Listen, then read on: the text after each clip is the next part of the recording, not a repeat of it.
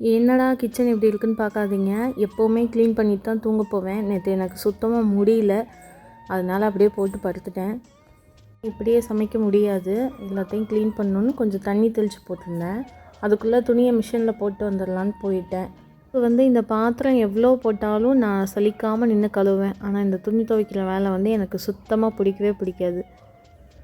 நீங்கள் பிரேக்ஃபாஸ்ட்டுக்கு பெருசாக எதுவும் செய்யலை. கார்ன் இருந்தது, அதை வேக வச்சு சாப்பிட்டுட்டோம்.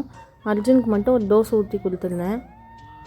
ஃபுல்லாக க்ளீன் பண்ணால் தான் நெக்ஸ்ட்டு சமையலே ஸ்டார்ட் பண்ண முடியும். அதனால் இந்த வேலையை முடிக்கணுங்கிறதுக்காகவே ஃபஸ்ட்டு இதை தான் எடுத்தேன் நான். இன்றைக்கி மத்தியானம் தேங்காய் பால் சாதமும் முட்டையில் ஏதாவது ஒரு கிரேவி மாதிரி பண்ணலாம் அப்படின்னு தான் டிசைட் பண்ணியிருக்கேன். அதுக்கு பாஸ்மதி ரைஸை 1/2 அன் ஹவருக்கு முன்னாடியே ஊற வச்சிட்டேன். அர்ஜுன் வந்ததும் ப்ரெட்டும் ஜாமும் கேட்டான். அவனுக்கு வச்சு கொடுத்தேன். அவன் சாப்பிட்டுட்டு இருந்தான். ஏன்னா வீட்டில் காய்கறிலாம் எதுவும் இல்லை. அப்புறம் இந்த சாப்பாடும் செஞ்சு ரொம்ப நாள் ஆயிடுச்சு. எனக்கே இன்றைக்கி இது சாப்பிடணும் போல் ஆசை இருந்தது. அதனால தான் இன்றைக்கி அதை செய்ய ஆரம்பிச்சிட்டேன். முட்டையில் உடச்சி ஊற்றி முட்டை குழம்பு அது எனக்கு வைக்க தெரியும். ஆனால் இந்த மாதிரி கிரேவி இதெல்லாம் நான் ட்ரை பண்ணதில்லை.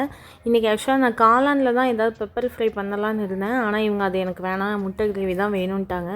சரின்னு யூடியூப் பார்த்து ஒரு கிரேவி ட்ரை பண்ணேன்.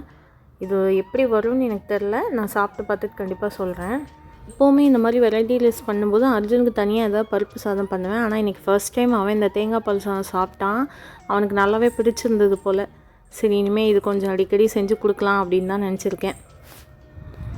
நான் ஸ்கூல் காலேஜ் படிக்கும்போதெல்லாம் வீட்டுக்கு வந்ததும் போகிற இடமே அந்த கிச்சனுக்கு தான் போவேன், அம்மா என்ன செஞ்சுருக்காங்கன்னு பார்க்குறதுக்கு. ஆனால் இப்போ எங்கள் அம்மா ஃபோன் பண்ணி இன்றைக்கி நீ என்ன பண்ண அப்படின்னு கேட்குறாங்க. அம்மா அப்போ சொல்லுவாங்க, நீ ஒரு பொண்ணாக ஒரு சமைக்கும்போது ஒரு பிள்ளைக்கு தாயாகும்போது தான் என்னோடய கஷ்டங்கள்லாம் உனக்கு புரியும்னு சொல்லுவாங்க. ஆனால் அதெல்லாம் ரொம்ப உண்மையான வார்த்தை தான்.